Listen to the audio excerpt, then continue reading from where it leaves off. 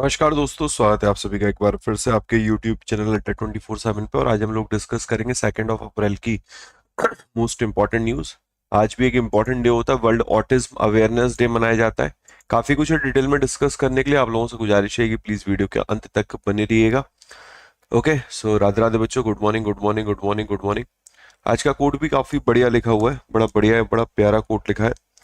Be happy, क्योंकि कल का दिन था रिजल्ट का डे। और हम जानते हैं कि मेजोरिटी में ऐसे बच्चे थे जिनका दिल टूटा था, जिनका सिलेक्शन नहीं हुआ था। तो ऐसे में यार दोस्त, मेरे लिए तो बड़ा इजी है कहना कि चलो एक काम करो यार, नेक्स्ट जो आरआरबी एग्जाम आने वाला है उसकी तैयारी कर लो। ठीक है, नेक्स्ट जो आरआरबी क्लर्क आने वाला है उसकी तैयारी कर लो, एसबीआई क्लर्क पे फोकस कर लो। लेकिन जब प्रैक्टिकल बात आती है, तो जब अपने पे बीती है तो इंसान ज्यादा बेहतर समझता है। वो जब सुई अपने को चुभती है ना, तब अपने को दर्द समझ में आता है। वैसे तो हम हर कोई सलाहकार बन जाते हैं, लेकिन इस बीच में ना, अगर बड़े भाई के नाते मैं आपको समझाऊं, तो मैं ये कहूंगा कि देखो, परिस्थितियां कभी भी किसी के लिए ना एक सी नहीं होती हैं। और हर किसी को पहली बॉल पे ही फुल टॉस मिल जाए, और वो हर मतलब पहली बॉल फुल टॉस मिले और हर पे छक्का लगाने लग जाए, सब पॉसिबल नहीं है कि आए और हिटिंग चालू कर दिया। ठीक है, तो लाइफ में आउट भी होते हैं। तो वो आपका मूवमेंट था आउट होने वाला, तो इसका मतलब ये नहीं विराट कोहली शून्य हो गया। आपके आउट होने से या विराट कोहली के आउट होने से वो शून्य नहीं हो जाता। फिर मौका मिलता है अगली पारी में, वो शतक लगा देता है। तो मैं तो विराट कोहली से इंस्पायर होता हूँ यार। विराट कोहली एक ऐसा बंदा है जो इस तरीके से काम कर रहा है, उठ रहा है उठ रहा है उठ रहा है, और जब डाउन फेज आता है तो उसके बाद जो वो बैक करता है मेरे भाई, माशाल्लाह मेरे दोस्त, शानदार, अति उत्तम। तो इस बीच हमें समझने की क्या जरूरत है यार। मुझे ना पता है कि मैं हार्ड वर्क कर सकता हूँ, मुझे पता है मैं मेहनत दिन रात एक कर सकता हूँ। तो मैं क्यों ना उस पर काम करूं। रिजल्ट जो भी आएगा मुझे उसे एक्सेप्ट करना है। चलो ठीक है, आज मेरे फेवर में नहीं है, वो एक अलग बात है, खैर छोड़िए। लेकिन कल भी ना वैसा भी नहीं होगा। यार भगवान इतना निर्दयी तो नहीं हो सकता दोस्त कि मैं ईमानदारी से मेहनत करूं और मेरी तरफ वो देखे भी नहीं। कब तक नहीं देखेंगे, अभी नहीं देखेंगे, कल देख, परसों देखेंगे, तरसों देखेंगे, देखेंगे नहीं। लेकिन मैं अपनी ईमानदारी से मेरे दोस्त मेहनत करता रहूंगा करता रहूंगा करता रहूंगा। मैं इतना समझ लूंगा कि यार अगर मेरे को नहीं मिला तो मैं उनसे कहीं ना कुछ नहीं कर पाया हूँ, बेहतर तभी नहीं मिला। अब उनसे उन्होंने क्या बेहतर किया उसको मुझे ढूंढना है। और जिस दिन ढूंढ लोगे मेरे भाई, उस दिन आपके पास जो चीज आज आपको असंभव लग रही है वो संभव होती हुई दिखेंगी। बस इस बीच ना खुद को शांत रखना है, एंजाइटी नहीं फील करनी है। ठीक है, खुद के ऊपर प्रेशर नहीं लाना है, सिर दर्द नहीं करना, ओवर थिंकिंग नहीं करनी है। हेल्थ खराब हो जाएगी तो बेकार हो जाएगा। चेहरे पे स्माइल लेकर आओ मेरे भाई। ठीक है, मुझे पता है not it is not easy, but शुरू तो कर सकते हैं, थोड़ा तो कर सकते हैं। ठीक है, क्योंकि आप अगर उदास होगे ना तो दोस्त मन नहीं लगेगा घर में किसी का भी। आपका उदास होना, आप बच्चे हो ना, मम्मी पापा के लिए मेरे भाई, तो आपका उदास होना उनको उनको हर्ट करेगा। तो आप उदास मत हो, उनको भी जाके समझाओ, पापा कोई बात नहीं, मैं नहीं कर पाया, मैं नहीं कर पाई, आप मुझ पर भरोसा रखिए, मैं अगली बार करूंगा। अगली बार मतलब मैं इस साल ही करूंगा, लेकिन हाँ, अगले अटेम्प्ट में कर लूंगा। लेकिन उनको भरोसा दीजिए, खुद को भरोसा दीजिए, ऊपर वाले के पास जाइए, उनसे बात करिए मेरे भाई, उनसे बेहतर दोस्त कोई नहीं है। और देखिए निश्चित तौर पे आपको चीजें पॉजिटिव फील होंगी। जब पॉजिटिव फील होगा ना, तो अपने आप भी सिचुएशन फिर आप खुद बदलने लगेंगे मेरे भाई। ठीक है, तो अमल करके देखिए, ये चीजें काफी इफेक्टिव है, काफी बेहतरीन है। ओके, और बाकी ऊपर वाले का नाम लीजिए, राधे राधे करिए, जय श्री राधे करते रहिए। ओके, ठीक है भैया, good morning good morning good morning good morning. शुरू करते हैं, चलिए शुरू करते हैं मेरे दोस्त। बाकी आप लोगों के लिए मैंने एक काम कर दिया है, ये जो अपनी टेस्ट सीरीज है ना, ये 149 की कर दी है। एडमिट कार्ड भी आ चुका है, तो अब तो भाई टेस्ट गुरु से टेस्ट सीरीज लगाना शुरू कर दो। जो प्राइस की वजह से कह रहे थे कि सर हम अफोर्ड नहीं कर सकते, Y168 कोड लगा के अफोर्ड कर लेना। बैंक महापैक की प्राइस आज भी ऑफर एक्सटेंडेड है मेरे दोस्त। तो जिनको बैंक महापैक जो मिस कर गए थे 1999 में, वो ले सकते हैं। वॉरियर प्रो बैच वाला ऑफर भी एक्सटेंडेड है, 1279 का। 1562 का रहता है, 1278 का आपको मिल रहा है विद 24 मंथ वैलिडिटी। इसमें मैंने बीटा बैच शुरू कर दिया है, गवर्नमेंट स्कीम वाला मेरे भाई। ओके, तो आप कल से इसमें कल की इसमें पहली क्लास हो गई, आज उसकी दूसरी क्लास होगी, तो आप स्किप मत करना। ओके चलो, बाय बाय, टेक केयर, है ना, राधे राधे। शुरू कर रहा हूँ मेरे भाई, बाय बाय नहीं है। चलो जरा देखो,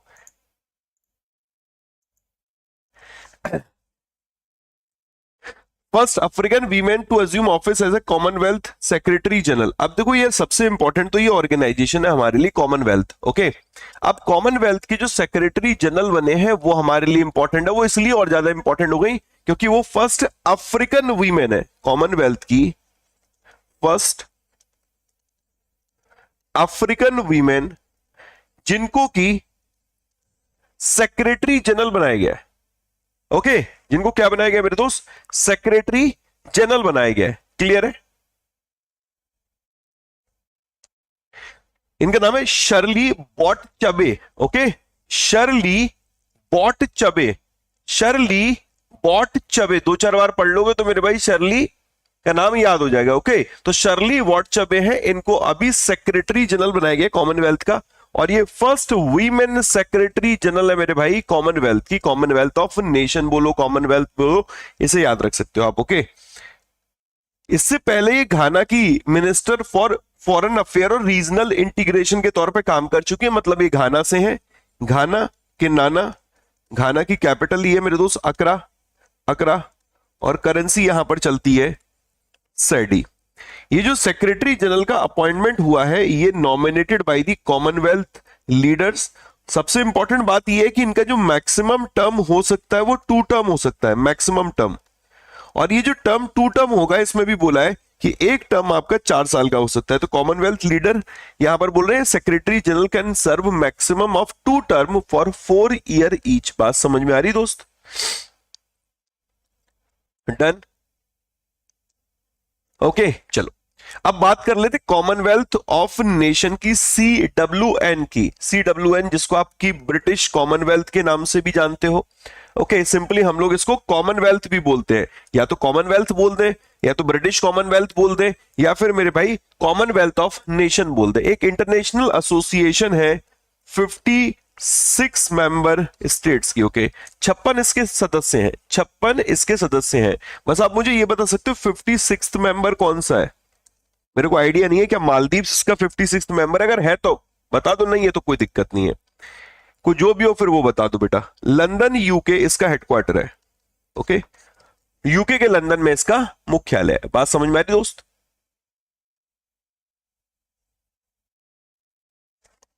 इसका फाउंडेशन हुआ था 1931 में।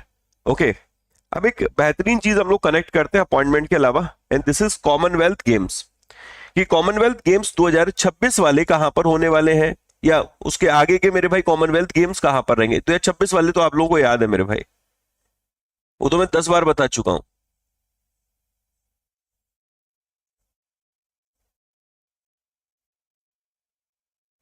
2026 कॉमनवेल्थ गेम्स, ये स्कॉटलैंड में हो रहे हैं, और स्कॉटलैंड में भी मेरे भाई ग्लासगो में। ओके, जो 2022 के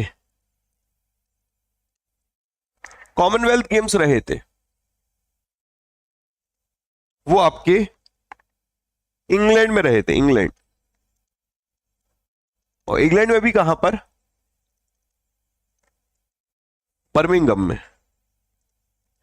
हो सकता है ये भी पूछ ले कि ये बताइए कि जो ये स्कॉटलैंड वाले हैं इसका एडिशन कौन सा है, इसका संस्करण कौन सा है? तो ये दोस्त X111। ओके, यानी कि मेरे भाई इसका एडिशन हुआ आपका 23rd एडिशन, 21 का, इसका ये 21वां संस्करण है। बात समझ में आ रही दोस्त? बस आपको भी इसी तरीके से काम करना है कि जैसा कोई भी संस्था आ रही है, अगर मैं पढ़ाऊं ना पढ़ाऊं, आपका धर्म है कि आपको अपने स्तर पर उसके फैक्ट देखने, चाहे वो नेशनल हो चाहे वो मेरे भाई इंटरनेशनल हो। बात समझ में आ रही है? चाहे वो नेशनल हो चाहे वो इंटरनेशनल हो, आपको इसको पढ़ के चलना है। अगर आप ऐसा नहीं कर रहे हैं तो इसका मतलब आप मेरे दोस्त खुद के साथ धोखा कर रहे हैं। आप कोई भी संस्था आ रही है उसके स्टैटिक फैक्ट जरूर पढ़िए, ये आपका धर्म होना चाहिए। ठीक है, अब चलिए यहां पर कुछ चीजें कनेक्ट कर लेते हैं। जैसे कि अब हम लोगों ने एक नाम पढ़ा था, इनका नाम था निधि तिवारी। निधि तिवारी, निधि तिवारी जी को अभी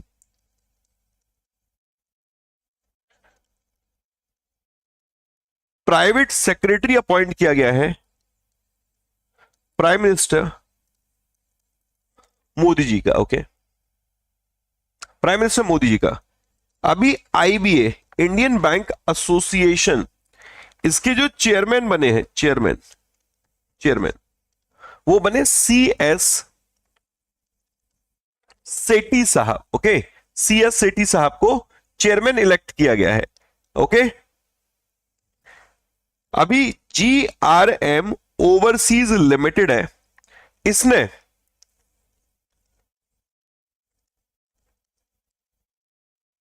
सलमान खान साहब जो हैं इनको अपना ब्रांड एम्बेसडर बनाया है।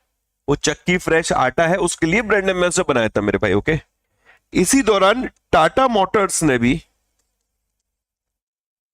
विक्की कौशल को अपना ब्रांड एम्बेसडर बनाया था। ओके, किसके लिए बनाया था? टेक द कर्व कैंपेन के लिए। Okay, take the curve campaign के लिए। अभी अभी अभी हाल फिलहाल मेरे दोस्त, नीति आयोग, ओके, नीति आयोग इसके फुल टाइम मेंबर चुने गए हैं। कौन चुने गए फुल टाइम मेंबर? तो वो है राजीव गौबा साहब। ओके, राजीव गौबा साहब। एक संस्था, इसका नाम है आरईसी लिमिटेड। और जो पीएफसी, पावर फाइनेंस कॉर्पोरेशन की सीएमडी है, उनको इसका 3 महीने के लिए आरईसी लिमिटेड का एडिशनल चार्ज दिया गया है फॉर 3 मंथ। क्या नाम है इनका? परमिंदर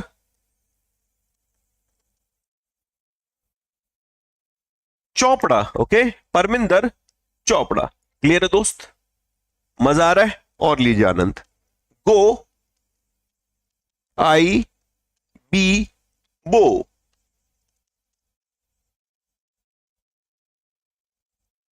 ऋषभ पंत इसके ब्रांड एम्बेसडर बने। ओके, एक बोर्ड है जीएसएमए का, GSMA. Okay, global system for mobile communication association, global system for mobile communication association. इसने अभी गोपाल विट्टल है, ओके, गोपाल विट्टल है, इनको अपॉइंट किया है किसके तौर पे? एज अ चेयरमैन मेरे भाई। ओके, एज अ चेयरमैन इनको यहां पर अपॉइंट किया गया है। डन। एक बहुत इंपॉर्टेंट अपॉइंटमेंट है, फाइनेंस सेक्रेटरी। कौन बने फाइनेंस सेक्रेटरी मेरे भाई? तो अजय सेठ साहब। अजय सेठ साहब को अभी फाइनेंस सेक्रेटरी अपॉइंट किया गया, फाइनेंस सेक्रेटरी मेरे दोस्त। क्लियर है? चलिए आगे बढ़ते हैं। तो लगभग लगभग हम लोगों ने कितने अपॉइंटमेंट का रिवीजन कर लिया? 1 2 3 4 5 6 7 8 9। अब 9 नहीं यार, एक एक और कर लेते हैं। ठीक है, अभी हम लोगों ने पढ़ा था एक नाम, इंडियन बैंक एसोसिएशन ही उठा लेते हैं। ठीक है, आईबीए के ये तो चेयरमैन हो गए, एक चीफ एग्जीक्यूटिव भी बने हैं, अतुल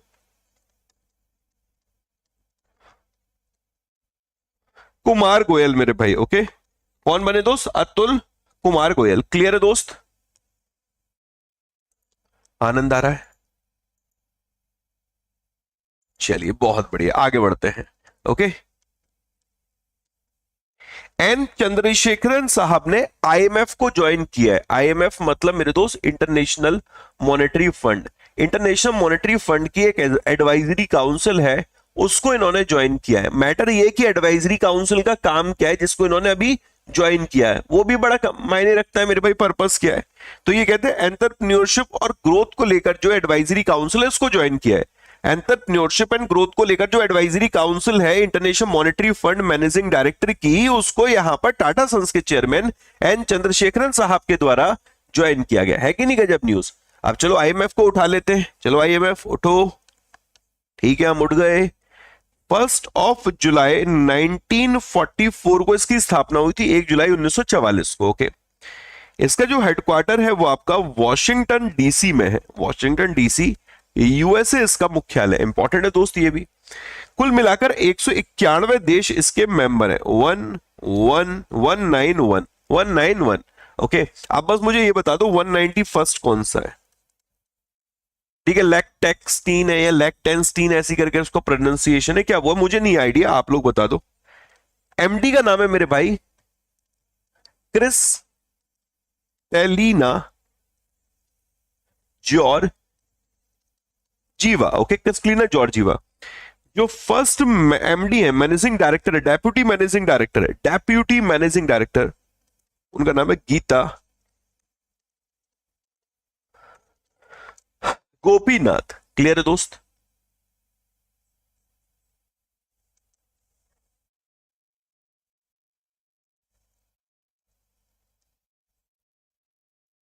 लेक्टेंस्टीन,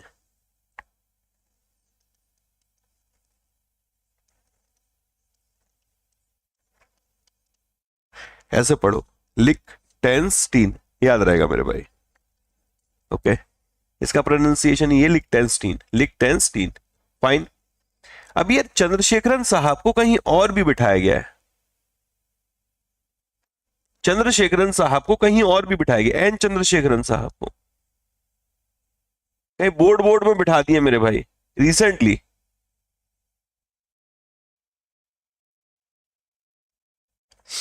यार याद आ रहा है आपको मेरे भाई?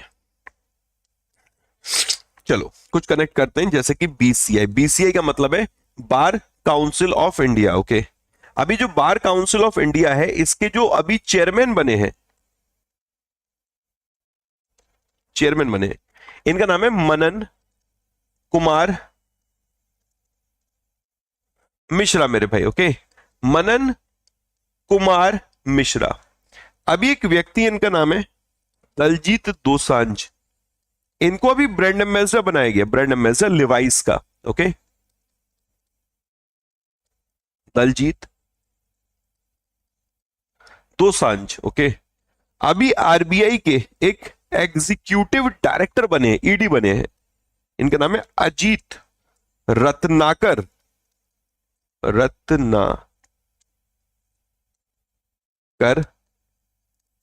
Joshi. Okay, Ajit Ratnakar Joshi. Government e market place GEM, इसके अभी सीईओ बनाए गए हैं अजय भादु। ओके, अजय भादु। अभी एमआरएफ के भी ब्रांड एम्बेसडर बनाए गए मेरे भाई, एमआरएफ के ब्रांड एम्बेसडर, इनका नाम है शुभमन, शुभमन गिल मेरे भाई। Okay, Shubman Gill. Okay, IndusInd bank,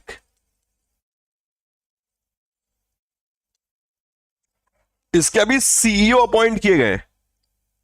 अगर आपको याद हो मेरे भाई, CEO reserve bank of India ने रीअपॉइंटमेंट अलाउ किया था एमडी एंड सीईओ का इंडसइंड बैंक का 1 साल के लिए। उनका नाम क्या? सुमंत कथपालिया, सुमंत कथपालिया।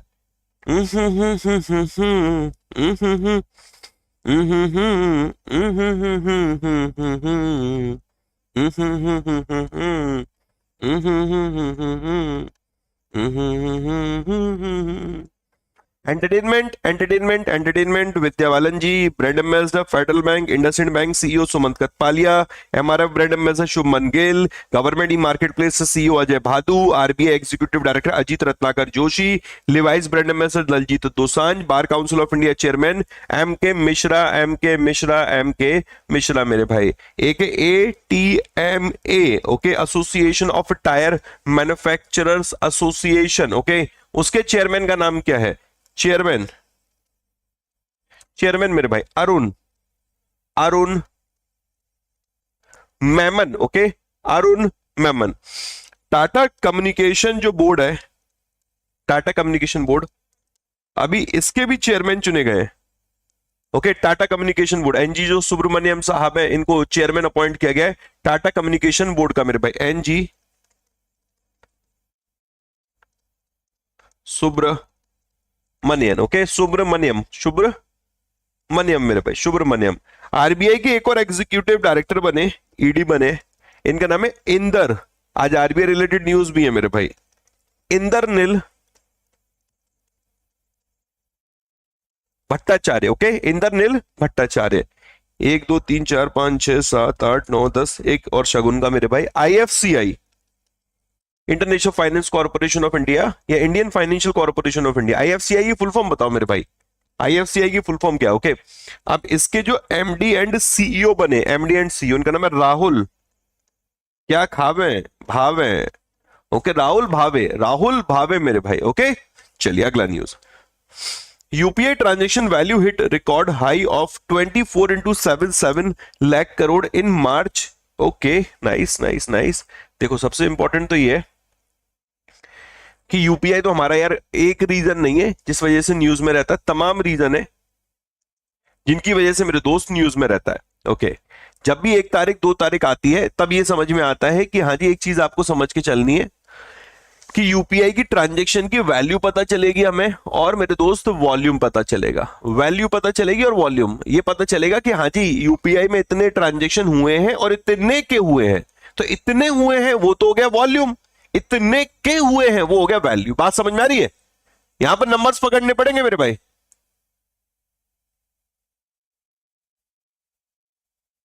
यहां पर हमें नंबर्स पकड़ने पड़ेंगे कि हाँ जी ये बताइए कि ये जो यूपीआई ट्रांजैक्शन है, पहली चीज तो कितने हो रहे हैं, एक ट्रांजैक्शन, दो ट्रांजैक्शन, 3 4 5 6 7 8 9 10, फिर कितने के हो रहे हैं, 100 के, 200 के, 500 के, 700 के।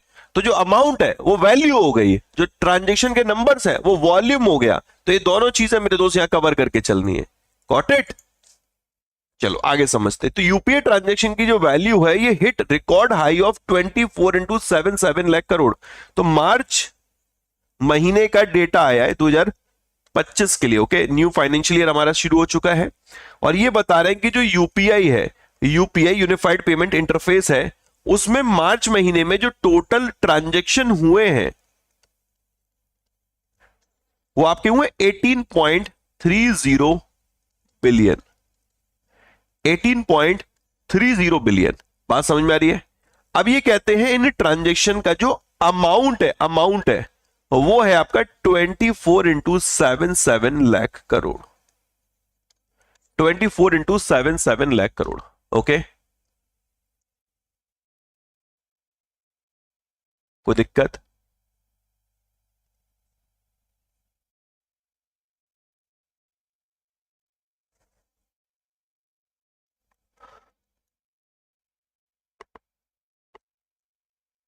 अगर ईयर ऑन ईयर बेसिस पे देखते हैं, कंपैरिजन करते हैं मार्च 2025 का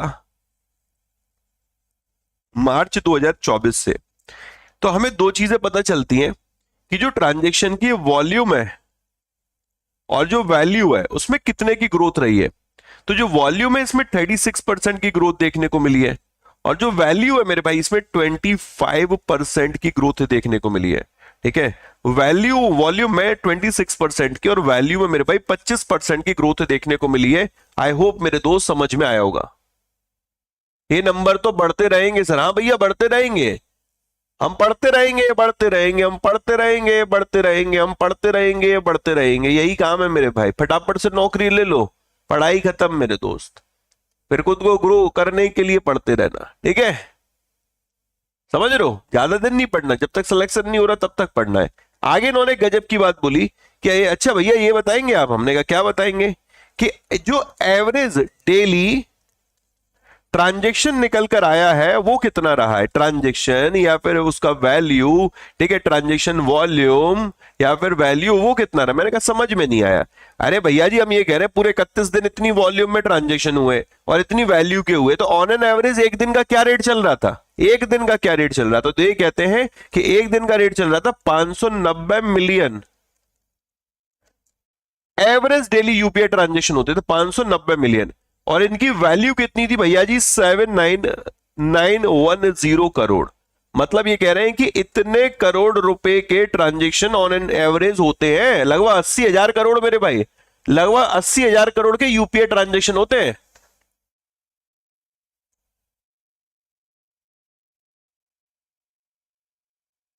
बात समझ में आ रही दोस्त?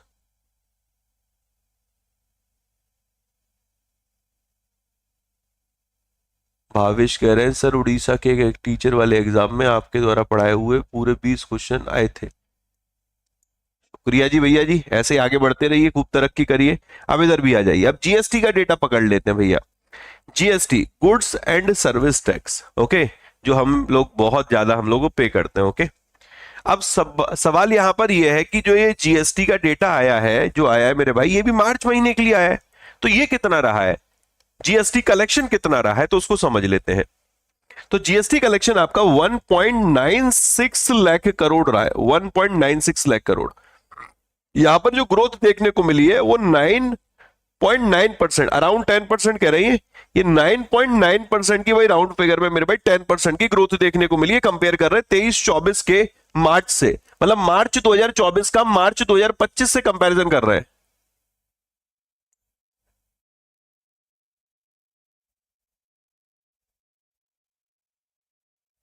सागर जी ये देखता हूं मैं, अगर कोई पेंडिंग चल रहा है तो ओके। अब जरा ध्यान से देखिएगा, जीएसटी कलेक्शन की बात हो रही है, यहां पर कंपैरिजन समझो किससे कर रहा है, ये ईयर ऑन ईयर कंपैरिजन कर रहे हैं। ये कह रहे हैं मार्च 2024 के कंपैरिजन मार्च 2025 में जीएसटी कलेक्शन में 9.9% वही 10% की ग्रोथ देखने को मिली है। क्लियर है दोस्त?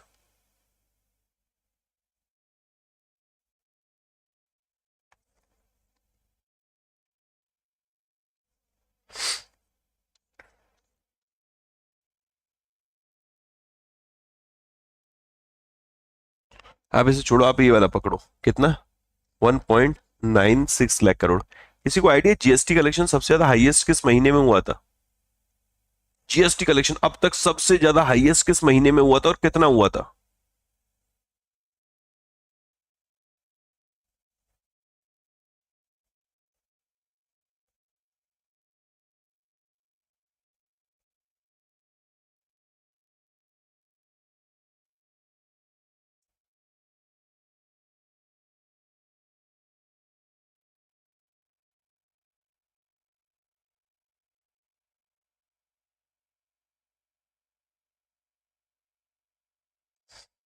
अप्रैल 2024 में 2.10 लाख करोड़, मतलब जब से जीएसटी इंप्लीमेंट हुआ है, जब से जीएसटी इंप्लीमेंट हुआ है मेरे भाई, उस दौरान 2.10 लाख करोड़ का जो अमाउंट है वो अप्रैल में देखने को मिला है, अप्रैल में मेरे भाई। ओके, क्लियर है? आगे बढ़ते हैं। इंडिया का मोस्ट कैप्ड जो वीमेन प्लेयर है वंदना कटारिया जी, इन्होंने रिटायरमेंट अनाउंस कर दिया। वंदना कटारिया जी, शायद मुझे नहीं लगता मेरे भाई कि कोई अगर स्पोर्ट्स से रिलेटेड होगा मेरे भाई, या स्पोर्ट्स न्यूज पढ़ता होगा, उनको इनके बारे में ना पता हो। अगर आपको ओलंपिक याद हो, भारत चौथे स्थान पे रहा था, इन्होंने हैट्रिक भी लगाई थी। ओके, तो बड़ा नाम है। अब इन्होंने रिटायरमेंट यहां से ले लिया है। ओके, तो इंडिया की मोस्ट कैप्ड मतलब सबसे ज्यादा मैचेस खेले वो वीमेन प्लेयर वंदना कटारिया, इनको फेयरवेल, इन्होंने इंटरनेशनल हॉकी से रिटायरमेंट लिया। टोटल मिलाकर 320 international appearance, 158 goal. Okay, and Vandana depart as the most capped player in the history of Indian women hockey. Among her many achievement, Vandana's Tokyo Olympic heroic remain unforgettable. ये कहते हैं कि उनकी काफी उपलब्धियों में जो वंदना की टोक्यो ओलंपिक की वीरता, वो भाई भुलाई नहीं जा सकती है। ओके, इनका जो हैट्रिक रहा था, 4-3 की विक्ट्री रही थी साउथ अफ्रीका के ऊपर, जिसने इंडिया को क्वार्टर फाइनल में पहुंचाया था। बेस्ट एवर ओलंपिक फिनिश रहा था, best ever Olympic finish. Clear है दोस्त? आया समझ में?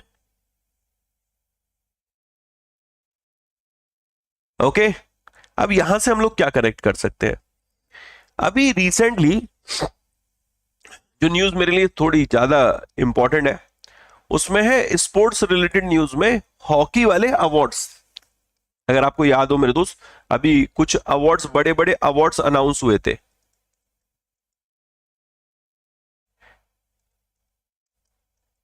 जिसमें कि जो हॉकी के कप्तान है उनको भी अवार्ड दिया गया था। ठीक है, तो चलो एक एक करके उठा लेते हैं सारी न्यूज जो स्पोर्ट्स रिलेटेड है, सभी न्यूज कवर कर लेते हैं स्पोर्ट्स रिलेटेड। एक से भले दो, दो से भले तीन, तीन से भले चार। स्पोर्ट्स न्यूज ये ऐसी होती हैं जो न्यूज हमारी मेरे दोस्त कहीं ना कहीं कवर नहीं हो पाती हैं। अदरवाइज अपॉइंटमेंट हो गई, बैंक रिलेटेड हो गई, ये सारी न्यूज तो आरबीआई रिलेटेड भी हो गई, हमारी ऑलमोस्ट दोस्त कवर हो ही लेती हैं। ओके, तो स्टार्ट करें एक बार यार। लाइव और लाइक के रेशियो को बराबर कर दो यार, लाइव और लाइक का रेशियो बड़ा कम चल रहा है, एक बार फटाफट से लाइक बटन पे प्रेस कर दो। ओके, शुरू करते हैं। अभी हम लोगों ने पढ़ा था, एक था Miami open. Miami open, Miami open का जो वीमेन सिंगल टाइटल है, मैं मैन सिंगल टाइटल की बात नहीं कर रहा, वीमेन सिंगल टाइटल, वो सबलेनका ने जीता है। ओके, किसने जीता है मेरे दोस्त? सबलेनका ने। सबलेनका यानी आर्याना सबलेनका ने। अब सबलेनका जी ने हराया किसको है? तो ये है Jessica Pegula. Jessica Pegula is a American. Okay, American. And Aryna Sabalenka ये बेलारूस की है। ओके, बेलारूस की मेरे भाई। एक और खिलाड़ी, इनका नाम है बी सुमित रेड्डी। इन्होंने भी अभी रिटायरमेंट अनाउंस किया मेरे भाई। ओके, क्या क्या रिटायरमेंट अनाउंस किया? प्रोफेशनल बैडमिंटन से। किससे दोस्त? बैडमिंटन से। ओके, एक अभी चाइनीज ग्रैंड प्री रहा था, चाइनीज ग्रैंड प्रिक्स रहा था, और वो किसने जीता है? मैकलेरन के। ओके, मैकलेरन टीम के जो पियास्त्री है, पियास्त्री, इनके द्वारा ये टाइटल जीता गया था। तो ऑस्ट्रेलियन है ये, ऑस्ट्रेलियन ऑस्कर पियास्त्री, इन्होंने Chinese formula one grand pre जीता था मेरे भाई। ओके, अभी हम लोगों ने रिसेंटली देखा कि जो आईओसी है, इंटरनेशनल ओलंपिक कमेटी, उसने अप्रूव किया है कि बॉक्सिंग जो ओलंपिक 2028 है, यानी जो यूएसए होस्ट करने जा रहा है, जो कि कैलिफोर्निया में होंगे, लॉस एंजल्स में होंगे, उसका भाग होगा। लेकिन अपार्ट फ्रॉम बॉक्सिंग और भी स्पोर्ट्स हैं जिनको कि मेरे भाई इसमें शामिल किया गया है। कौन कौन से 5 स्पोर्ट्स हैं जिनको शामिल किया गया है? तो इसमें यहां पर एक है बेसबॉल, बेसबॉल या फिर सॉफ्टबॉल। ओके, ये इसका पहले भी भाग रह चुका है, ये ऐसा नहीं कि इसने डेब्यू करना है। बात समझ में आ रही है मेरे दोस्त? बेसबॉल हो गया, सॉफ्टबॉल हो गया, ठीक है, क्रिकेट, और मेरे दोस्त लैक्रोस, लैक्रोस। अब ये जो है ना, ये ओलंपिक गेम्स में रिटर्न हो रहे हैं, रिटर्न हो रहे हैं। बाकी 2 स्पोर्ट्स जो कि डेब्यू कर रहे हैं वो है flag football, flag football and squash, squash. बात समझ में आ रही दोस्त? डन। और क्या याद रख सकते हैं यहां से स्पोर्ट्स रिलेटेड? 2026 का जो फीफा वर्ल्ड कप है, उसको कनाडा, यूएसए एंड मैक्सिको, 3 देश होस्ट कर रहे हैं। ओके, इसमें अभी एक देश ने क्वालिफाई किया है,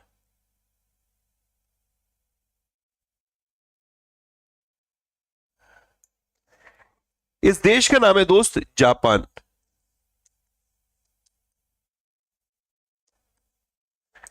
इस देश का नाम है जापान। अब आप कहोगे इतना बड़ा न्यूज है क्या? एक्चुअल में this is first non host nation जिसने फीफा वर्ल्ड कप के लिए क्वालिफाई किया है। ओके, समझ में आ रहा है दोस्त? अभी स्पेशल ओलंपिक वर्ल्ड गेम्स रहे थे। Okay, special Olympic world games, world winter games, world winter games, इसका वेन्यू रहा था इटली का ट्यूरिन, ट्यूरिन। और यहां पर इंडिया ने टोटल 33 मेडल अपने नाम किए थे, 33 मेडल। अब इन 33 मेडल में जो गोल्ड रहे थे वो थे 8, जो सिल्वर रहे थे वो थे 18, और जो ब्रॉन्ज रहे थे, ब्रॉन्ज, वो रहे थे आपके 7। ओके, तो 18, 8, 26 और 7, 33 मिलाकर भारत ने यहां पर टोटल इतने मेडल यहां पर अपने नाम किए थे। Okay, done. आई होप मेरे भाई चीजें समझ में आ रही होंगी, क्लियर हो रही होंगी। ओके, मैटर ये करता है हम लोग कितना रिवीजन कर रहे हैं। पढ़ना तो चलो ठीक है, पढ़ ही रहे हैं, लेकिन रिवीजन कितना कर रहे हैं उतना बड़ा जरूरी है मेरे भाई। ठीक है, जितना पढ़ो एटलीस्ट उतना याद। तो वंदना जी को अर्जुन अवार्ड से भी सम्मानित किया जा चुका है और पद्मश्री अवार्ड से भी सम्मानित किया जा चुका है। ठीक है, डन बेटा।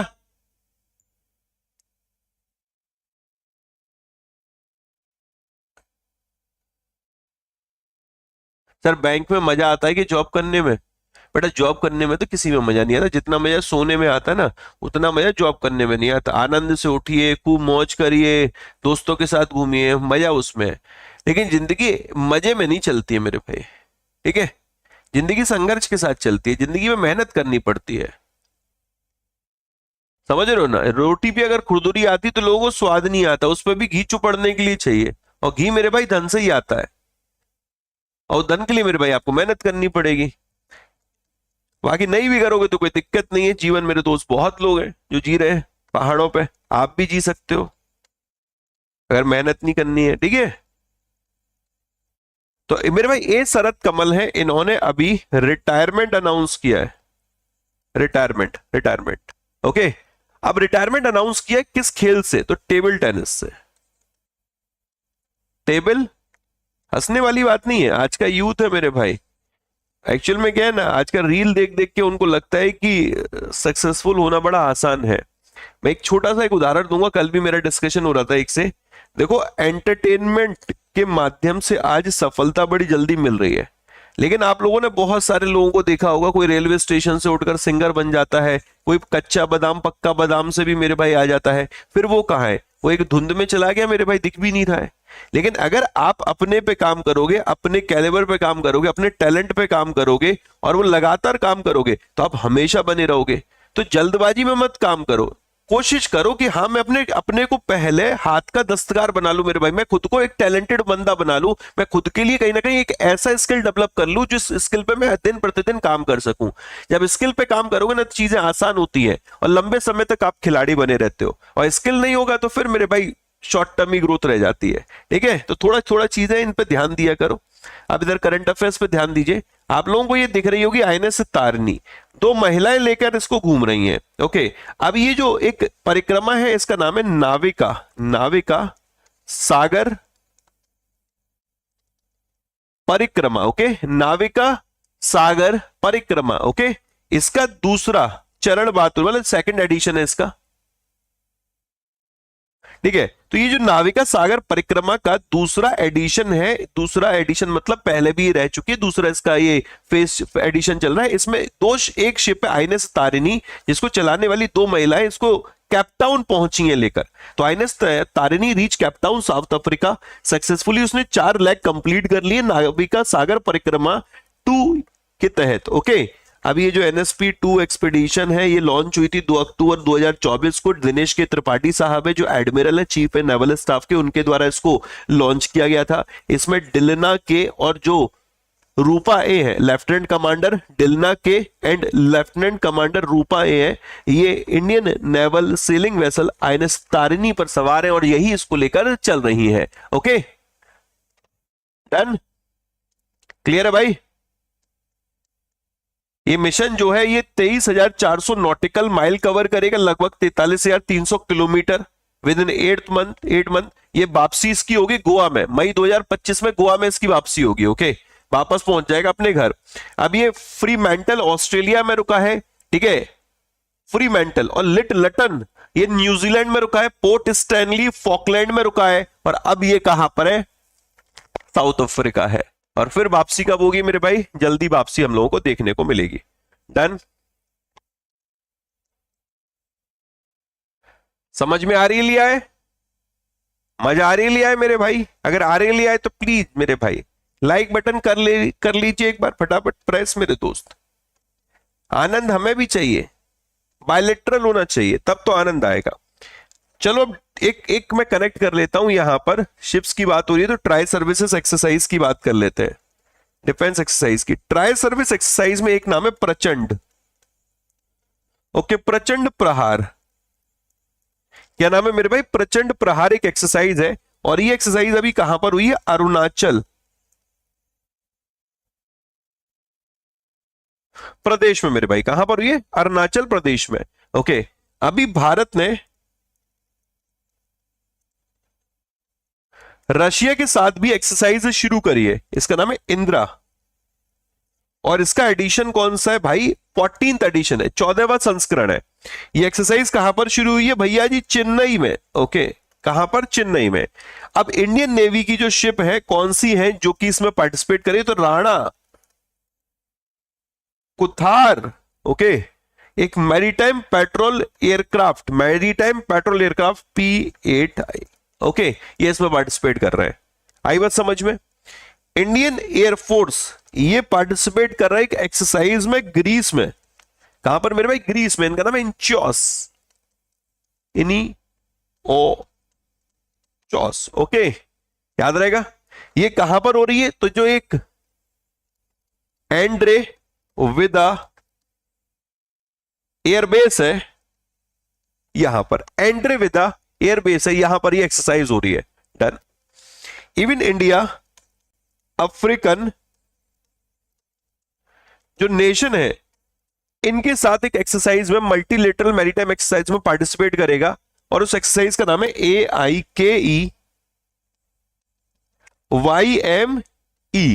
AIKEYME। ओके, अब ये जो एक्सरसाइज होस्ट कर रहा है वो तंजानिया।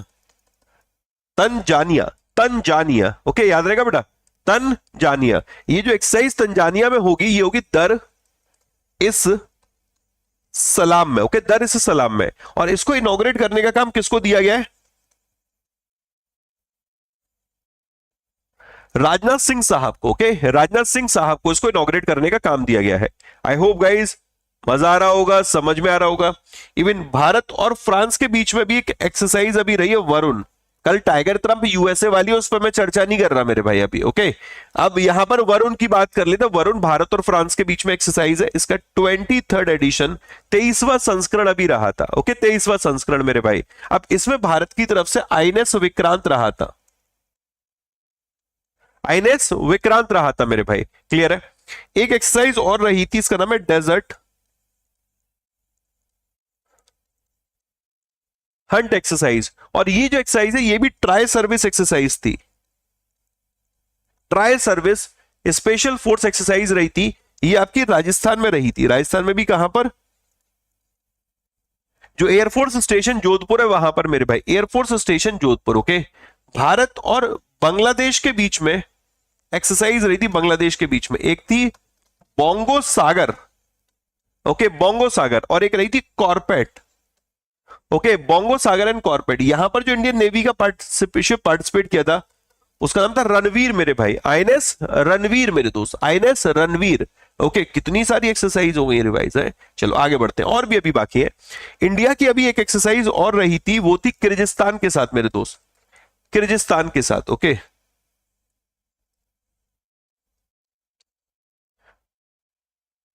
ठीक है, किर्गिस्तान। अब ये जो एक्सरसाइज इसका नाम है खंजर, और ये 12th एडिशन रहा था खंजर का। बस आप मेरे को इसका वेन्यू बता सकते हो? वेन्यू क्या था? किर्गिस्तान में ही रही थी, किर्गिस्तान में, लेकिन वेन्यू क्या था? 12वां संस्करण हो गया, एक्सरसाइज का नाम खंजर हो गया, किर्गिस्तान के साथ होती है। मैं एक छोटी सी चीज तो पूछ रहा हूं, किर्गिस्तान में भी कहां पर हुई थी? इसमें पैराशूट जो रेजिमेंट है, पैराशूट रेजिमेंट है मेरे दोस्त, स्पेशल फोर्स, उसने पार्टिसिपेट किया था। पैराशूट रेजिमेंट है। मजा आ रहा है? क्लियर हो रहा है भाई?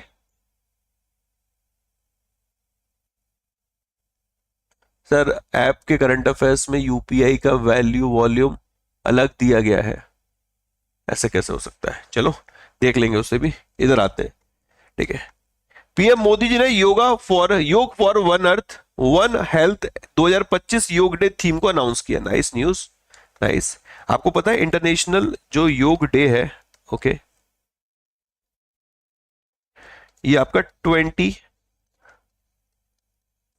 जून को मनाया जाता है। हाँ जी, फर्स्ट टाइम ये सेलिब्रेट हुआ था 2015 में, 2015 में। ओके, इसका जो थीम है, इसका जो विषय है, वो है आपका yoga for one earth one health. Yoga for one earth one health. Yoga for one earth one health. Yoga for one earth one health. समझ में आ रहा है दोस्त? ओके, चलिए अब कुछ इंपॉर्टेंट डेज है। अभी एक महीना जस्ट निकल कर गया है, बड़े नजदीक से निकल कर गया है। ठीक है, बिल्कुल नजदीक से मेरे भाई। उस डे, उस महीने के बारे में चर्चा कर लेते हैं। ओके, अब कौन सा महीना है? मार्च महीना।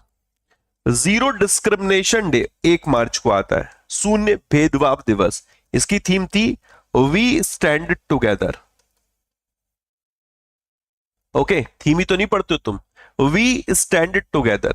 एक और डे रहा था world seagrass day. Okay, ये भी आपका 1 तारीख को रहा था, world seagrass day. Okay, world seagrass day.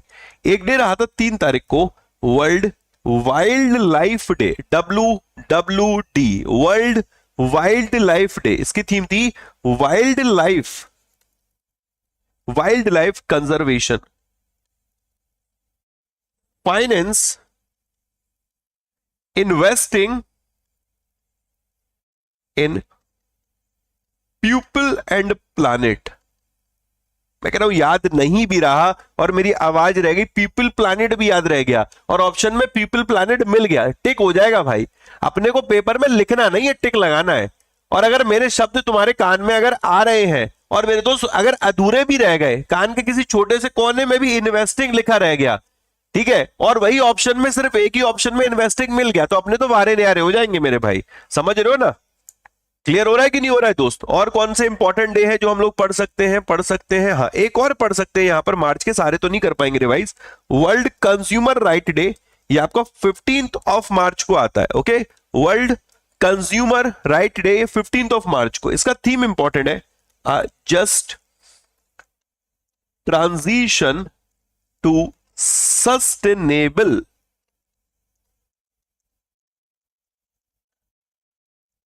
Life style. Okay, sustainable lifestyle. Clear है दोस्त? International day to combat Islamophobia, ये भी आपका 15 मार्च को ऑब्जर्व किया जाता है। 15 मार्च को मेरे भाई ये ऑब्जर्व किया जाता है। क्लियर है गाइस? चलिए चलिए चलिए आगे बढ़ते हैं मेरे दोस्त।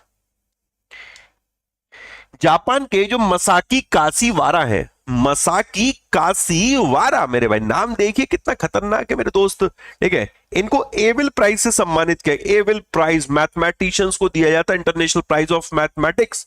हर साल मेरे दोस्त नॉर्वेन academy of science and letters है, उसके द्वारा यहां पर सम्मानित किया जाता है। इसको बोलते हैं नोबेल प्राइज, बोलते हैं गणित का नोबेल प्राइज बोलते हैं। समझ रहे हो मेरे दोस्त? तो ऐसा कोई व्यक्ति जिसने मैथमेटिक्स के क्षेत्र में आउटस्टैंडिंग साइंटिफिक वर्क किया होता है, उसको गवर्नमेंट ऑफ नॉर्वे के द्वारा इस अवार्ड से सम्मानित किया जाता है। और इस वर्ष किसको दिया गया है? मसाकी कासीवारा को मेरे भाई, मसाकी कासीवारा। ओके, मसाकी कासीवारा, बड़ा बढ़िया नाम है मेरे दोस्त। जापानीज मैथमेटिशियन है, एल्जेब्रिक एनालिसिस के लिए, रिप्रेजेंटेशन थ्योरी के लिए, सीप थ्योरी के लिए इनको सम्मानित किया गया है। Algebraic analysis, representation theory, in particular development of theory of D module, okay, discovery of crystal basis, इसमें कंट्रीब्यूशन के लिए साहब जी को सम्मानित किया गया है। Okay, done? समझ में आ गया बढ़िया तरीके से मेरे दोस्त? तो नेम्ड आफ्टर नॉर्वेन मैथमेटिशियन, नॉर्वे के एक मैथमेटिशियन के नाम पर इसका प्राइज रखा गया, Niels Henrik Abel. Okay, Niels Henrik Abel, और इसीलिए इसको बोलते हैं Abel prize. Okay, Norway government के द्वारा इसको क्रिएट किया गया था। 7.5 मिलियन इसमें क्रोनर प्राइज मनी है। डन? मिसाकी कासीवारा मेरे भाई। ओके, अब मेरा एक छोटा सवाल है, ये अवार्ड स्टैब्लिश कब हुआ था? ये अवार्ड स्टैब्लिश कब हुआ था? स्टैब्लिश ये दिया तो गया था पहली दफा 2003 में, फर्स्ट अवॉर्डेड इन 2003। और कुछ इसमें ढूंढ सकते हैं? चलो इसमें नहीं ढूंढते, एक काम करते हैं, अवार्ड से रिलेटेड जो न्यूज है ना उनको पकड़ लेते हैं हाल फिलहाल। अभी मैं आपको हॉकी वाले अवार्ड्स की बात कर रहा था, मैंने वो भी नहीं बताया, बट कोई दिक्कत नहीं, उसमें तो और भी बहुत कुछ पढ़ लिया। अवार्ड से रिलेटेड न्यूज देख लेते हैं जो अभी न्यूज में रही है। ओके, जैसे कि एक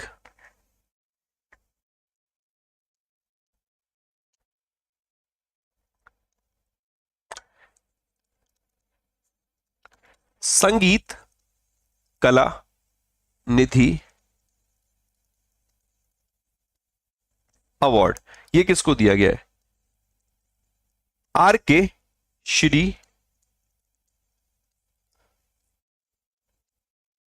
राम कुमार जी को। ओके, आर के श्री राम कुमार जी को। 59th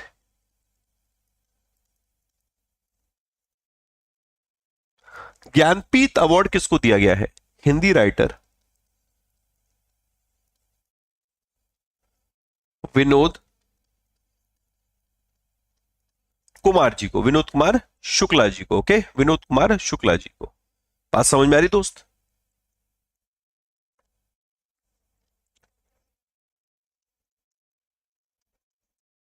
चिरंजीवी हैं, इनको लाइफ टाइम अचीवमेंट अवार्ड दिया गया था यूके के द्वारा, यूके हाउस ऑफ कॉमन में। ओके, तो जो हाउस ऑफ कॉमन है यूके पार्लियामेंट का इन लंदन, वहां पर ब्रिटिश गवर्नमेंट से इनको सम्मानित किया गया था। अभी एक अवार्ड दिया गया था STOC के, स्टॉकहोम वाटर प्राइज। ये किसको दिया गया था? एक हाइड्रोलॉजिस्ट गुंटूर साहब। ओके, गुंटूर साहब को इससे सम्मानित, गुंटूर ब्लोसल। ओके, गुंटूर ब्लोसल इनको सम्मानित किया गया था, गुंटूर ब्लोसल। समझ में आ रहा भाई? बड़ा नाम है मेरे भाई। ओके, और क्या पढ़ सकते हैं, और क्या पढ़ सकते हैं? एक नाम है कामत, कामत में भी नितिन कामत, नितिन कामत। इनको EY entrepreneur of the year award से नवाजा गया। Okay, entrepreneur of the year award से इनको सम्मानित किया गया है। ओके, एक और है, फर्स्ट इंडियन जिन्होंने रामसर अवार्ड जीता है दोस्त, रामसर अवार्ड फॉर वेटलैंड के वाइज यूज के लिए। ओके, वेटलैंड वाइज यूज के लिए। इनका इनका नाम क्या है? इनका नाम है मेरे भाई Jayshree, Jayshree Venkatesan. Okay, Jayshree Venkatesan. Okay, Jayshree Venkatesan, Jayshree Venkatesan. Clear है भाई? डन। अब जरा ना एक बार हॉकी वाले अवार्ड थोड़े बता दे रहा हूं। Hockey India Baljit Singh award. Okay, अब यहां पर याद रखना, जो goalkeeper of the year award है वो किसको गया? सविता पूनिया को, सविता पूनिया को मेरे भाई, सविता पूनिया को। हॉकी इंडिया बलवीर, वो बलजीत सा मेरे भाई, बलजीत, यह है बलवीर,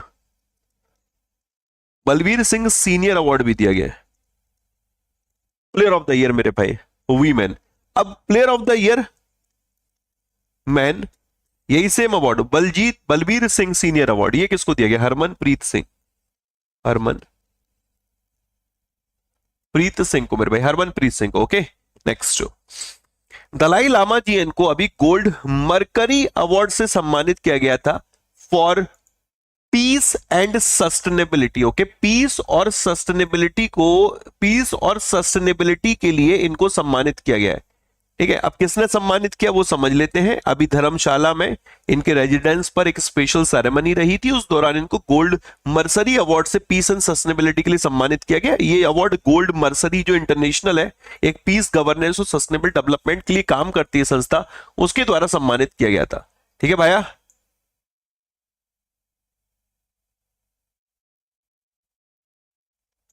डन, ऑल क्लियर? अभी तो न्यूज बाकी है, अभी तो बहुत शानदार जानदार न्यूज बाकी है। ओके, ये सब आज की न्यूज है नहीं बेटा, ये आने वाले 5-6 सालों बाद की न्यूज है। मैंने टाइम मशीन में घुस के निकाल के लाया हूं। ठीक है, हर चीज में सवाल होता है, ये नहीं होता पढ़ना है इनको। इससे मतलब है कि आज की है कि कल की है कि परसों की। सर्च कर लेना भाई डेट मेरे भाई। एक्सिस बैंक और JP मॉर्गन, इन दोनों ने एक बड़ा कोलैबोरेशन किया है। इन्होंने अभी एक एनी टाइम डॉलर पेमेंट की सुविधा लॉन्च करी है। ठीक है, एनी टाइम डॉलर पेमेंट की सुविधा, एनी टाइम डॉलर पेमेंट की। तो axis bank has partnered with इसने एक्सिस बैंक ने पार्टनरशिप करी जेपी मॉर्गन के साथ। Real time US dollar payment capabilities को शुरू किया इन्होंने कॉमर्शियल क्लाइंट के लिए। अब ये कहते हैं इस पार्टनरशिप में एक संस्था और है, जेपी मॉर्गन का ब्लॉकचेन एंड डिजिटल असेट जो यूनिट है वो यहां पर जुड़ा हुआ है। उसका नाम क्या है, नाम इंपॉर्टेंट है हमारे लिए, किनेक्सिस। किनेक्सिस, ओके, किनेक्सिस, किनेक्सिस, समझ रहे हो मेरे भाई, किनेक्सिस, किनेसिस, किनेसिस, किनेसिस, ओके। तो जो किनेसिस है जेपी मॉर्गन का blockchain and digital asset unit, इसने एक्सिस बैंक के साथ पार्टनरशिप करी है। रियल टाइम डॉलर पेमेंट की सुविधा यहां पर ये दे रहे हैं, रियल टाइम डॉलर पेमेंट की। अब इसमें क्या होगा कि जो इंडियन कंपनीज हैं वो मेक और रिसीव डॉलर पेमेंट, वो डॉलर पेमेंट कर भी पाएंगे, रिसीव भी कर पाएंगे 24/7। ये अपने तरीके की पहली डेवलपमेंट है इंडिया में।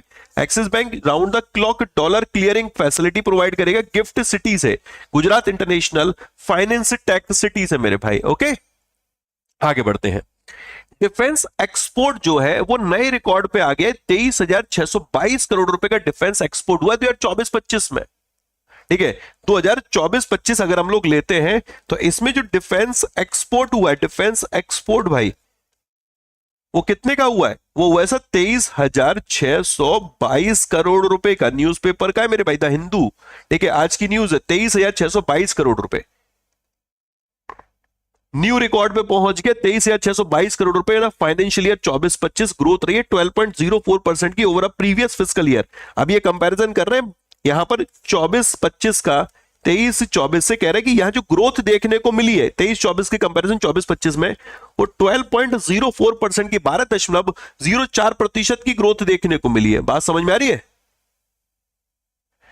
ये कह रहा है इंप्रेसिव ग्रोथ रही है यहां पर 2539 करोड़ रुपए की, या तो अमाउंट में याद रखो या फिर प्रतिशत में याद रखो, 12.04% की। इस फाइनेंशियल ईयर का कंपैरिजन पिछले फाइनेंशियल ईयर से कर रहा है। अगर पिछले फाइनेंशियल ईयर का अगर आप डिफेंस एक्सपोर्ट देखोगे तो ये था 21,083 करोड़ रुपए। अब 21,083 करोड़ रुपए में अगर आप ग्रोथ देखते हो तो प्रतिशत में 12.04% की, और अमाउंट में देखोगे 2,539 करोड़ रुपए की ये ग्रोथ यहां पर बता रहा है। तो या तो प्रतिशत में याद रख लो या फिर एब्सोल्यूट टर्म्स में याद रख लो, दोनों ही पढ़ के चलो तो ज्यादा बढ़िया है, ओके। अब हमारा टारगेट क्या है? इंडिया कह रहा है कि भाई हमारा जो टारगेट है वो है डिफेंस एक्सपोर्ट को 50,000 करोड़ तक ले जाना 2029 तक। ऐसा तो इतना संभव नहीं है, जैसे आप देख रहे हो 12% की ग्रोथ हो रही है तो 2,500 करोड़ बढ़ेगा, तो कैसे काम चलेगा 29 तक? इनको बड़ा कुछ करना पड़ेगा। तो कह रहे 2029 तक हमारा टारगेट है 50,000 करोड़ का डिफेंस एक्सपोर्ट का। समझ रहे हो दोस्त? ये कह रहे हैं कि डिफेंस जो पब्लिक सेक्टर अंडरटेकिंग है उन्होंने सिग्निफिकेंट ग्रोथ करी 42.85% की 2024-25 के एक्सपोर्ट में। अब ये तो है नहीं कि जो एक्सपोर्ट हुआ है उसमें सिर्फ भारत की जो कंपनीज है उसमें डिफेंस पब्लिक सेक्टर अंडरटेकिंग है, प्राइवेट अंडरटेकिंग भी होंगी।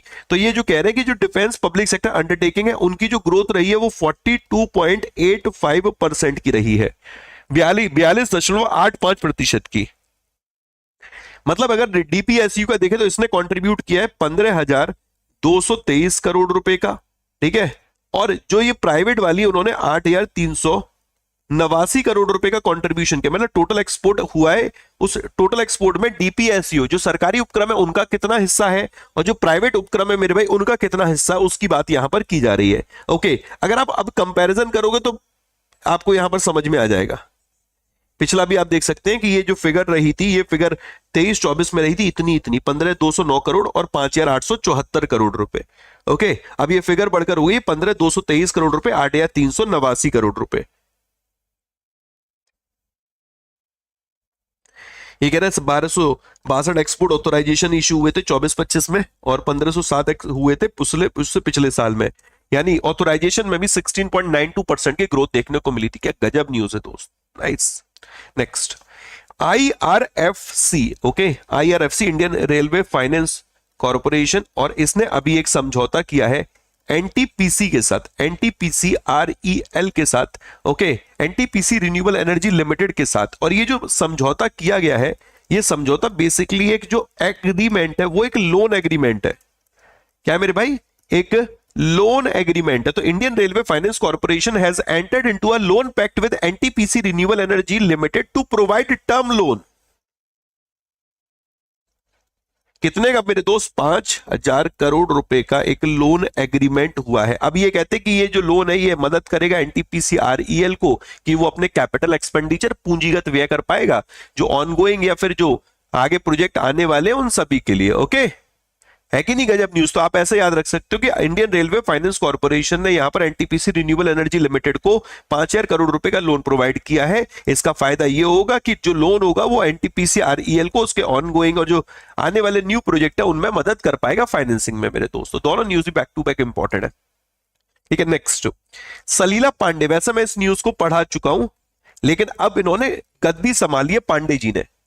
ये न्यूज हम लोगों ने पढ़ ली थी, जहां तक मुझे याद है आई थिंक फरवरी में ये न्यूज रही थी भाई, मार्च में भी नहीं रही थी, फरवरी में न्यूज रही थी कि कोई सलीला पांडे जी हैं, उनको अभी हाल फिलहाल हेड अपॉइंट किया गया है। If I am not wrong मेरे भाई, एक बार जरा करेक्ट करना। हम लोग इसको पढ़ तो चुके हैं। सलीला पांडे सीईओ बनी है एसबीआई कार्ड एंड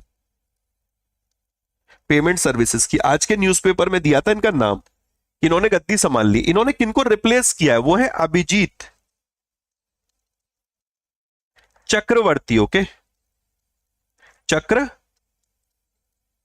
मेरे दोस्त। तो वही लिखा हुआ है एसबीआई कार्ड ने सलीला पांडे को कंपनी का नया managing director chief executive officer बनाए 1 अप्रैल से। ओके, और इन्होंने 3 डिकेड तक एक्सपीरियंस इनको एसबीआई में चीफ जनरल मैनेजर के तौर पे इन्होंने मुंबई मेट्रो सर्कल में काम किया इस अपॉइंटमेंट से पहले।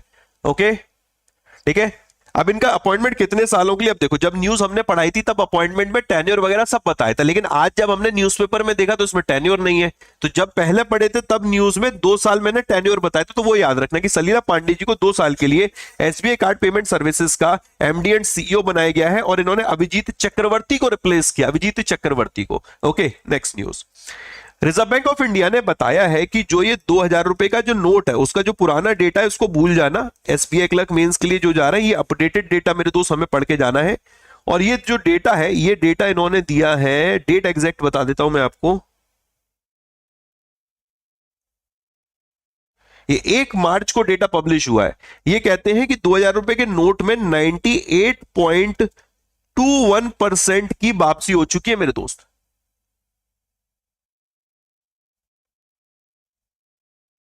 1 अप्रैल 2025 की न्यूज है, कल आरबीआई की साइट पे आई ये वाली। ओके, 98.21% लिखा ना, रिजर्व बैंक ऑफ इंडिया ने कहा 98.21% 2,000 के बैंक नोट की वापसी हो चुकी है। ठीक है, अभी भी सिस्टम में कितने का नोट वापसी रह गया है? 6,366 करोड़ रुपए का नोट अभी भी बाकी है।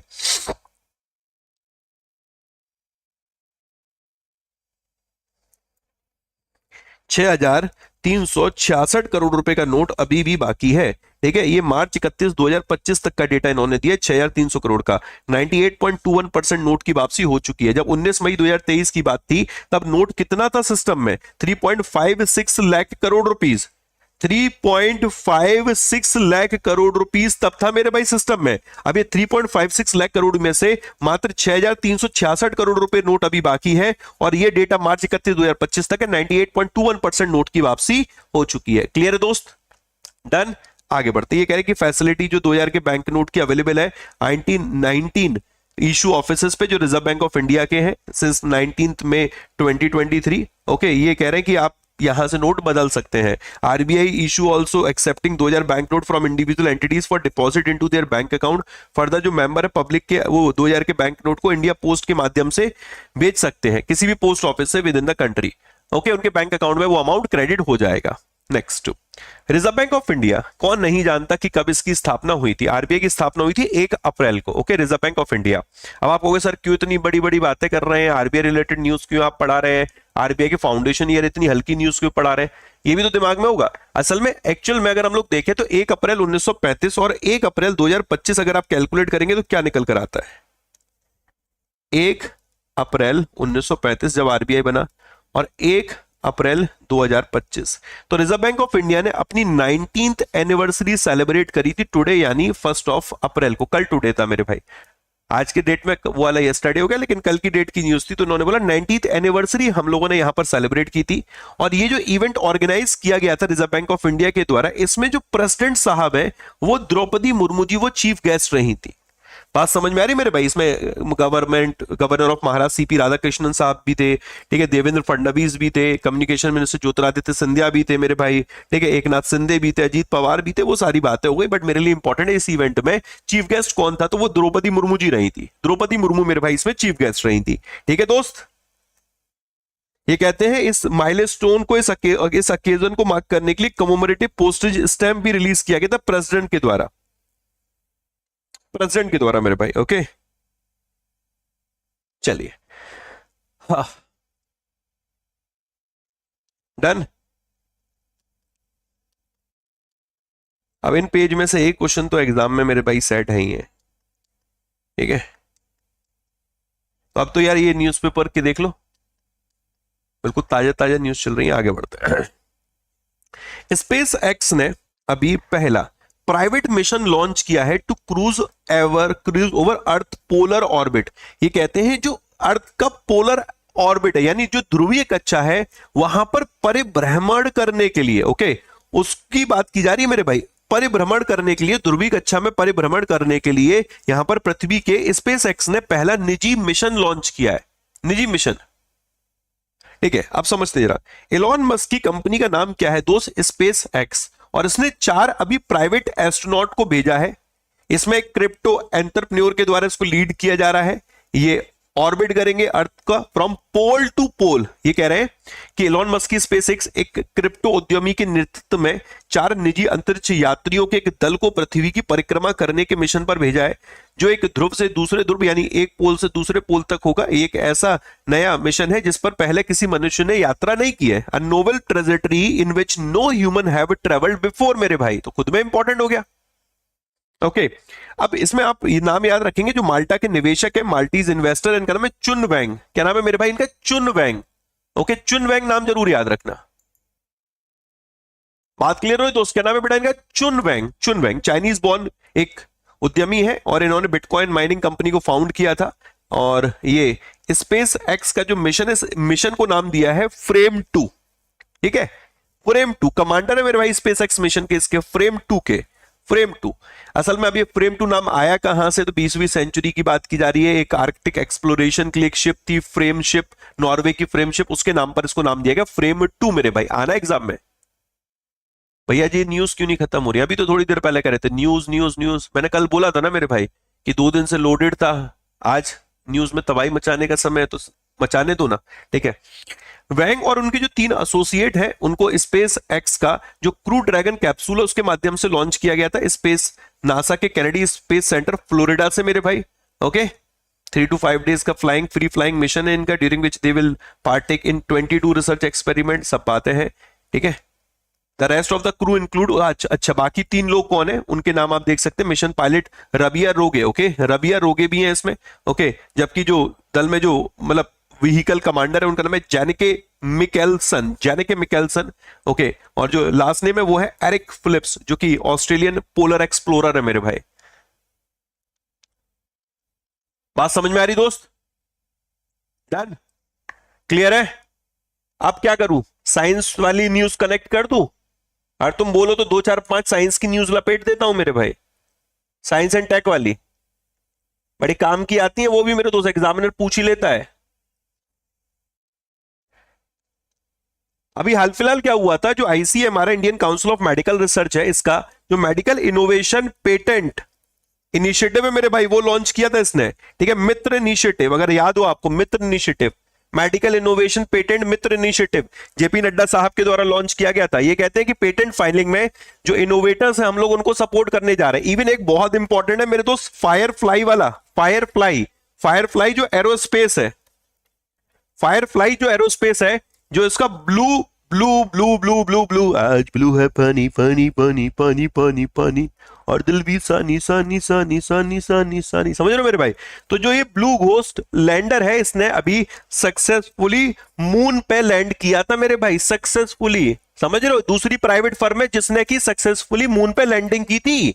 अभी तक देशों में देखे तो Russia, US, China, India, Japan ही है जिन्होंने लूनर लैंडिंग की है। लेकिन अगर हम लोग देखें कि प्राइवेट फर्म कौन सी है, तो प्राइवेट फर्म है यहां पर फायरफ्लाई एरोस्पेस का ब्लू घोस्ट को लैंड करने वाली, मतलब फायरफ्लाई एरोस्पेस, इसके द्वारा मेरे दोस्त लैंड किया गया था। है कि नहीं इंपॉर्टेंट दोस्त? एक नासा के जो एस्ट्रोनॉट हैं, इनका नाम है बुच बिलमोर और दोस्त सुनीता विलियम्स। ओके, ये अर्थ पे इन्होंने वापसी कर ली है 286 दिन बिताने के बाद स्पेस में, 286 दिन बिताने के बाद।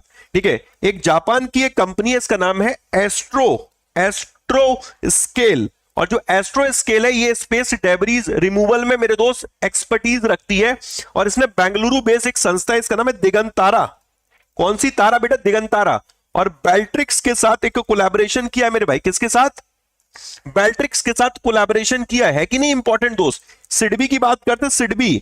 SIDBI venture capital okay limited है। अभी हाल फिलहाल इसको फंड मैनेजर बनाया गया। किसका फंड मैनेजर बनाया गया है?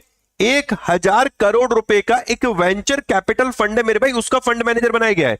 स्पेस सेक्टर के लिए एक वेंचर कैपिटल फंड है 1000 करोड़ रुपए का। उसके लिए SIDBI venture capital fund simple बोलता हूं, सिडबी वेंचर कैपिटल लिमिटेड को अभी फंड मैनेजर बनाया गया है 1000 करोड़ रुपए के कैपिटल फंड के लिए, जो कि स्पेस सेक्टर के लिए अनाउंस किया गया था। समझ रहे हो मेरे दोस्त? और क्या याद रख सकते हो?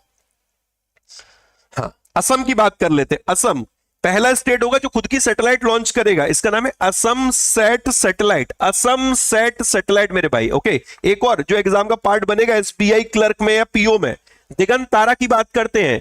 वर्ल्ड का पहला first commercial space surveillance satellite launch किया स्कॉट।